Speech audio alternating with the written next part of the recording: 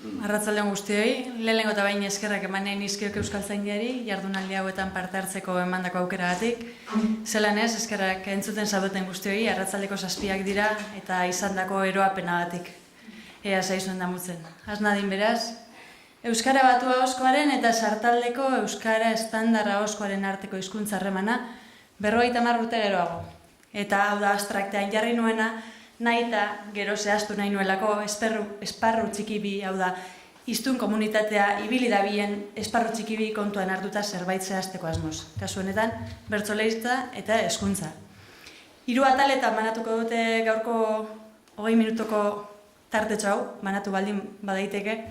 Lehenengoan, Juan Bautista Euskitzaren hitzak oso kontuan hartu nahiko nituzke, esandakoagatik aparte, esandakoaren edertasunagatik.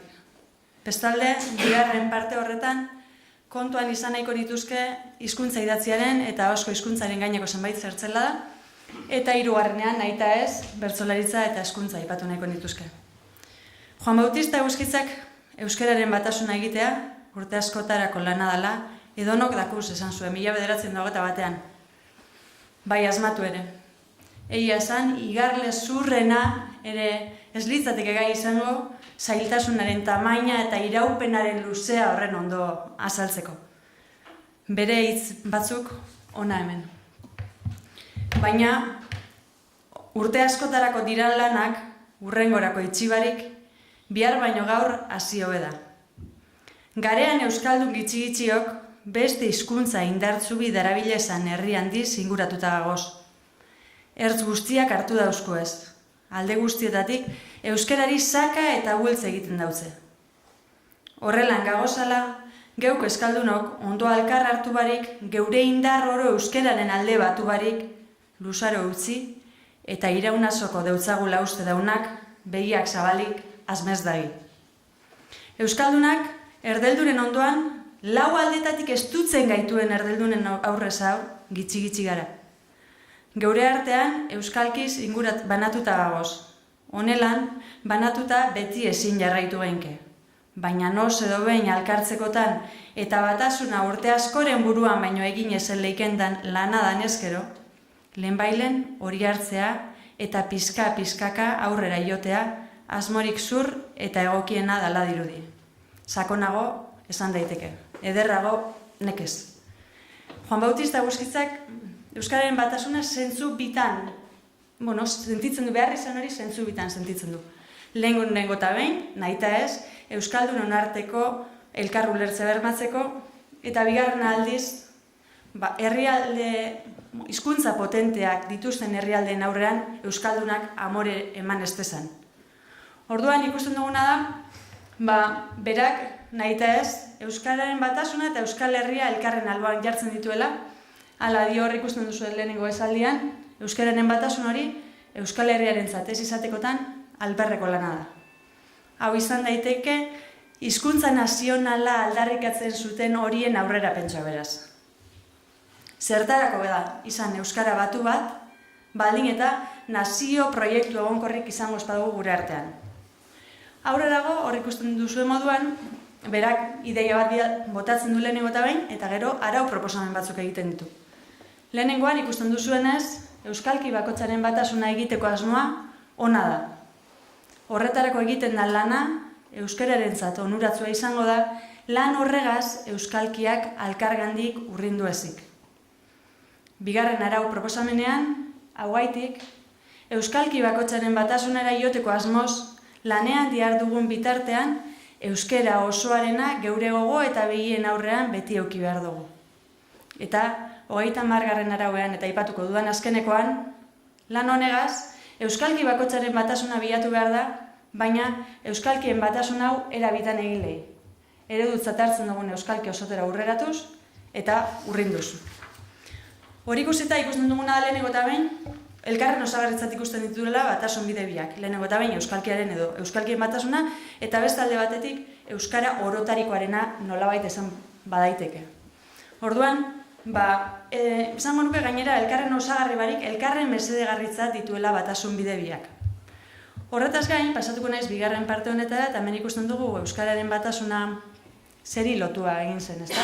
Gaur egun, atzo aste honetan hainbat komunikabidetan ikusi ditugu Euskara Batuaren gaineko artikuluak, eta entzun dut ahozko Euskara Batua edo ahozko Euskara estandarra marginalian dagoela. Eta nik ere kasu batzuetan hala kokatzen dut. Hala ikusten dut, ez nik hala kokatu nahi dudalako, bai? Orduan, hemen ikusten dugu batasunerako hiztegian bildu zena 78an. Hizkuntza idatziaz mintzatu ginenan batez ere. Eta hizkuntza idatzi horretan erdietsi behar gendukean batasunaz. Eta hizkuntza idatziaren batasuna gurearen beste zeinairena bezan bat azaletik hasten da. Hots, idazkeratik edo ortografiatik. Hau da, ahozkoa ez da aipatzen, ez orduan eta ez ahozkeratik kanpo ez da zatia beranduago ere. Mitxelenak hizkuntza literarioa zertan datzan azaltzen duenean, idatzira bideratzen du nahita ez, eta hizkuntza batuak ere literarioakin guztiak berdintzen ditu. Hizkuntza literarioak idatzira bideratuta daudela esatea, ez da nire asmakizun bat ez da gutxiago ere. Baina horrek ez du esan nahi, hizkuntza literarioan egiten den orok, ahozkoan eragina izango ez duenik. Eta horren adibide da, gaur egun bizi dugun egoera zentzu, ikusten dugun esparru asko eta askotan. Mitxelenak era berean, esandakotik abiatuta, kasu askotan, egia da nire ustez behintzat, ahozko hizkuntzaren analiziari ez aiola behar beste erreparatu eta ez dela behar bestean aztertu. Ez gutxienez, idatziari erreparatu izan zaion arretaz.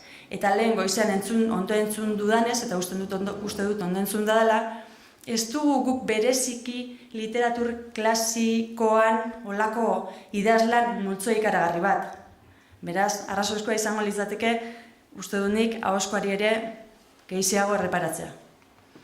Ahozko hizkuntzari bide batez, eta hemen aipatzen dudan grafikoan ez dakit ondo ikusten duzuen, baina bana-banain joango naiz, egotzi zaizkio ezaugarri batzuk nahita ez eguneko egunean betetzen ez direnak eta nahita gainera zentzu eskorra izatetik libratu behar direnak. Lehenengoa bapatekotasuna da. Bai, idatziaren alboan ahozkoa askoz bapatekoagoa da, baina non dago kutsu eskorra. Bigarrena lagunartekotasuna da. Hori ala da. Noiz da eguna erabakiko duguna lagunartekotasun maila horiek zehatz adieraztea. Hurrengoa hiztegiaren zehaztasun falta. Normalean idatzia baino eskara horren zehatzak izaten, baina ez dut uste ezertan orokortu behar dugunik. Informazio egituraturik eza bide bediaretik bideratuko nuke. Esaldi simple eta laburren erabilera ere bai. Eta azken hirurak Mitxelenak aipatzen ditu sakabanaketa, dinamikotasuna eta aldaketa. Azken batean, toki batetik bestera joan, edo orain joan, edo hemendik 20 urte bari joan, nahita ez, ahozkoan aldaketa asko handiagoa izango baita, itxuraz idatzian baino. Orduan, hirugarren atal honi heltzeko, Euskara Batua eta Sartaldeko Euskara estandarra ahozko aztertu nahiko nituzke, hemen ikusten ditugu Igor Elortza Gaztea eta Maiu Korta beti parkatu baina sarri itxura izan duena, hala izan ezarren, eta gero, hemen daukazue, eskolaren iruditxo bat. Bertsolaritzaren adierazpen ohikoak, ez dakit grafikoa zergatik ez den agertzen, bertsolaritzaren adierazpen ohikoenak izan daitezke bertso afariak, bertso baskariak, bertso trama, bertso musikatuak eta gero eta gehiago. Kasu honetan nik aztertu nahi dudana, Euskara Batu estandarra, Euskara Batua eta Sartaldeko Euskara estandarra denez gero, bereziki erreparatu nahiko nioke testuingururi formalenari, hau da, txapelketari. Eta txapelketa aipatzen dudanean Sartaldeko bertso txapelketari, ezinbestean. Hemen ikusten ditugu, lehena eta azkena. Bizkaiko bertsolari txapelketa, Valentinen Beita eta Etxaron Lekue. 1998an ospatu zen lehenengo txapelketa, Valentinen Beita izan zen txapelduna, eta hurrengo, hemen, nahita ez aipatu behar dut, hurrengo 7 edizioak euskaltzainek antolatu zituela. 76tik 87ra eten handi bat izan zen, azken txapelduna Lopatik izan zen, eta etenaren osteko lehenengoa ere bai, gure maizua izan da eta aitortu beharko duen meritu hori gutxienez. Eta gero, ostean, 87tik 88rako tarte horretan, ezinen bakarri Bizkaiko bertsolaria lehiatu. Bizkaiko ez gain, Sartaldeko euskararekin nolabaiteko harremana izan zezaketenak, naiz eta Euskara Batuen kantatu. Eta gero, hor ikusten dugunez, edizioak batzutan izaten dira urterokoak, eta beste batzutan, 2 urtean behin ospatzen direnak. Kasu honetan, orain aspaldion 2 urtean behin ospatzen dira. Hemen daukagu Bizkaiko Eskolarteko Bertsolari Txapelketa, lehena eta azkena.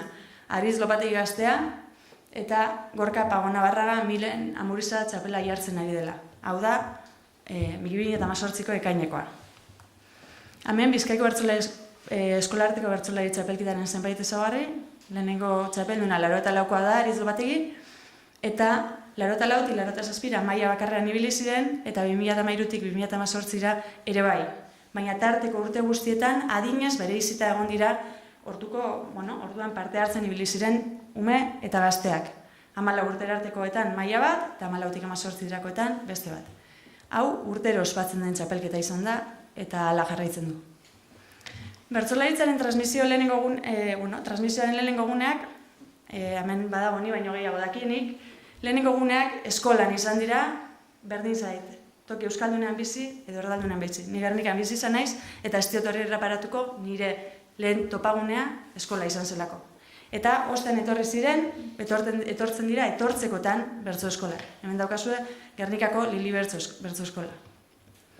Eta hemen ikusten duzue, hizkuntzari erreparatuta, Bizkaiko Eskolarteko Bertsolari Txapelketari dagokionez, beraz, ume eta gazteenekin hasiko naiz niretzat politena delako, 3 hizkuntza eredu ditugu. Lehenengo eta bain herriko aldaeran, euskara batua eta sartaldeko euskara estandarra.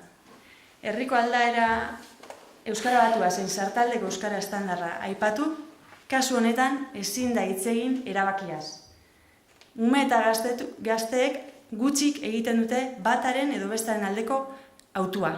Hau joera da. Teknika menderatu artean behintzat joera da. Eta hala da, adibez, herriko aldaeran kantatzen duten bertsolariak, batzutan errimatu beharrak edo osidetasuna berak eraginda, izan daiteko lako egitura fosilizatuen bat. Euskara batuaren nagusigoa ikaragarria da, zergatik. Adin horietan, hezkuntzan nagusiki zabalen dabilena euskara batua da. Eta non jabetzen da umea edo gaztea bertsolaritzaz. Hezkuntza zentroetan. Beraz, harreman argia da. Eta sartaldeko euskara estandarra, euskalkiduna izan, edo ez izan, berdin zait. Ez diot horri erreparatuko, apenas agertzen da. Espada, dalarekin errima egin behar duela, eta dala edo ondo etortzen zaiola, edo deusku bat, ez dakit rimatu dezaken deuskurekin, baina berdin zait. Orduan, olako behar izan, momentuko bapatekotasun behar izan horrek eragin da. Azken batean, teknika horren beste ez menderatzeak. Mesez, jarriko duzu audioa? Hemen daukagu, herriko aldaeran kantatzen duen mutil bat, baina txapeldunaren agurra da, bereziki berak bertzokidei kantatzen diena, eta orduan beretzat behar bada afektibitate zentzu hori nabarmen hau izan dezakena. Obiduze Kristo esan, olako momentuotan, anderta bitorra zeuena da, nonona isetekotan. Zuekin zorretan nau, eta zelan suerte hau, ez da neukiten askotan. Biserta etzi zuen albuen, jarraitu nahi dut bertzotan. Biserta etzi zuen albuen, jarraituko dut bertzotan. Hemen ikusten dugu txapelduna da, eta aipatuko bere izena, Gorka Pagonabarraga da, hau da, ekainan kantatu zuen txapeldunaren agurra, eta bertzokide bi zuzentzen dienez, hemen parkatu ikusi duzue bertzoa, ikusten dugu, alduen neurrian hurbiltasun kutsu hori agerian dagoela, eta nabarmen agertzen dela, baina kontuan hartu behar dugu agurra dela, eta agurren bapatekotasuna erlatiboa dela. Bertzotan egin duen orok, zerbait etxetik prestatuta eramatekotan agurra izango da eta ez besterik. Orduan, kasu batzuetan agurra izaten da gero egin nahi denaren arrastoa. Hau da, zu bertsolari gazte bat entzuten baduzu euskara batuan kantatzen, euskara batuan kantatu nahiko du gero. Sartaldeko euskaran kantatzen entzuten baduzu nahiko du, baina agian ez du lortuko. Orduan, hemen ikusten dugu, Bizkaiko Bertsolari Txapelketan aldiz, 3 eredu daudela, herriko aldaera, euskara batua eta sartaldeko euskara estandarra, hemen erabakia da, hemen ez da joera, nahiz eta, bapatekotasun horrek eragin eta, baina azken batean bertsolaria berak dominatzen du teknika eta badagai herriko aldearen kantatzeko oso gutxitan agertzen da gehiago. Eskualdeko txapelketetan euskara batuan kantatzea nagusio ikaragarria da, baina egia da teknika zenbat eta gehiago menderatu sartaldeko euskara estandarrean kantatzen gero eta gehiago entzuten direla. Azken bertso finalean 2016an Bizkaikoan 4 sartaldeko euskaran, 4 euskara batuan. Eta berriro esango dut, zerikusi gutxi du, jatorriz euskalkiduna izaterekin edo ez. Badaud batzuk joera aldatu dutenak, bai? Hasi direnak bizkairaz kantatzen toki guztietan, honintzen beita, eta orain adibidez, esaten du, bai, Bizkaikoan kantatuko dut sartaldeko euskara estandarrean, baina Euskal Herrikoan euskara batuan kantatuko dut. Badaude, denean Bizkairan kantatu izan dutenak azken edizioan, adibidez, etxaun lekuen. Eta badira, eta gehienak dira euskara batuan kantatzen dutenak, bai? Orduan, hemen ikusten dugu, ja hezkuntzarekin lotu beharra dudala, alde batetik ikusten dugu euskara ereduaz nahita ez, sartaldeko euskara horren trebakuntzarekin lotu ahal izateko hezkuntzari heldu behar izan dio dela, euskara ereduaz galdera egin da, tradizioz sartaldeko euskara estandarra irakasteko apustua egin duten sartaldeko ikastetxe horietan. Nahiko arazo izan da informazio lortzeko, deno dakigu zenbat urterekin hasten den umea ingelesez, zenbat urterekin hasten den umea frantsesez, baina bereziki deserosoa egin zaie euskara ereduari buruzko informazioa ematea. Gero dituko dizut, bilera baten aurretik nago, eta gero hitz egingo dugu lasaiago, eta bar. Orduan hor ikusten dugu, Begoña Azpikastola dela sartaldeko euskara estandarra euskara ereduan integratuta duen bakarra, zailtasun. Xabier Quintanak Euskalkiak albidaren lilura artikuluan aipatzen du moduan, testu liburuen ia 100% euskara batuan argitaratu da, beraz, nekez egin daiteke hau inongo oztopo barik. Urrengoan Lauazete ikastola eta Klaret Azkartza ikastetxean, garai batean, Bizkaiera, sartaldeko euskararen zaletasun handiagoa zegoen, baina ikusten da, zenbat eta helduagoak izan, sartaldeko euskara estandarraren presentzia urritzen duala. Eta antzeko gorala Leisalde ikastola, Bermeoko Leisalde ikastolan ere. Galdera egin nienean, esan zidaten, egia da, guk idatzirako euskara batuan, baina ahoz, irakaslea da bienean, badaukazue ahozkorako eredu, erabakitako ereduren bat, eta, noperana ezin da galdu. Baina, noperana zer da? Euskara estandarra, Bermeoko irakaslea bada bermeotarra, edo gernikarra bada gernikarra, edo laskaokoa bada laskaokoa, ez dakit. Ondorioak beraz, ikusten dugu hemen, sartaldeko euskara estandarrak hezkuntzan duen tokiari lotuta dagoela azken batean, bertzotan sartaldeko ume eta gazteek duten erabilera, hezkuntzan irakasten espada sartaldeko euskara estandarra, eta ez dut nik esango egin behar den edo ez, hau ez da ebaluazioa, horren isla da azken batean bertzotan ikusten duguna.